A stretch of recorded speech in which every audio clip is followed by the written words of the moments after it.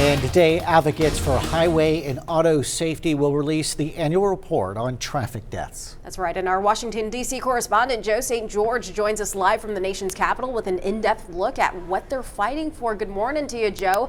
Our first question, can you please first tell us what laws are being recommended at state and federal levels to prevent traffic deaths? Well, first, let's look at what's going on in Texas specifically and around the country. I think some of these numbers will be shocking to folks because not every traffic crash or traffic fatality leads the evening newscast. In fact, a lot of times it doesn't even get covered when someone dies on the roads. But get this, in the last 10 years, according to this new report out this morning, 34,784 people have died on Texas highways and roads. It's an astronomical figure. In 2019, which is the latest numbers that they track, it takes a while to process all of these deaths, 3,600 people died in just 2019 alone.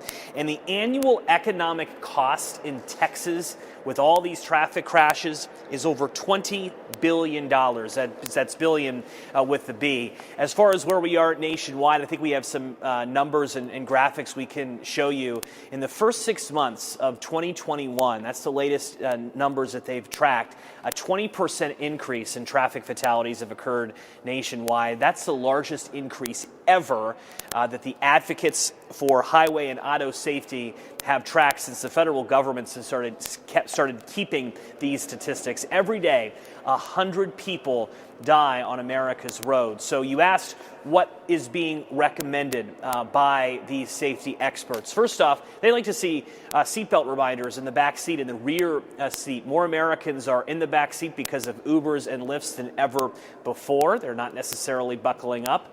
Additionally, those automatic braking systems are out there. That technology is available, but currently it's an upcharge when you go buy a new car for a lot of vehicles. Safety experts would like to see that standard because a lot of families simply can't afford that upcharge when they go buy a new vehicle.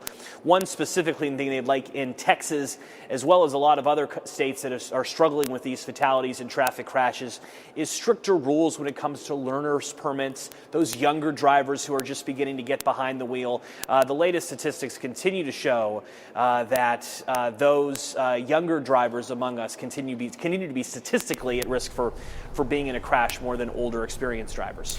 And Joe, how soon can some of these possible changes or what they're looking at be implemented across the board? You know, that's a great question, and it's something is tied to something in the bipartisan infrastructure law, and maybe we haven't covered it as much, but in the bipartisan infrastructure law, which became law last year, Secretary of Transportation Pete Buttigieg does have more authority to issue new rules, new standards to auto companies, so what they have to include when a new vehicle rolls off the lot. This isn't necessarily retroactive for old or used cars, but we're talking about new cars here. So the Secretary of Transportation does have the authority. The way it's crafted is that it's expected to be issued within the first couple of years of the law being enacted. So changes are possible, certainly very soon, but the safety groups this morning are saying legislation, Congress, federal government should move fast on this. Again, they're calling this a public health epidemic, all these deaths on America's roads, especially roads in Texas.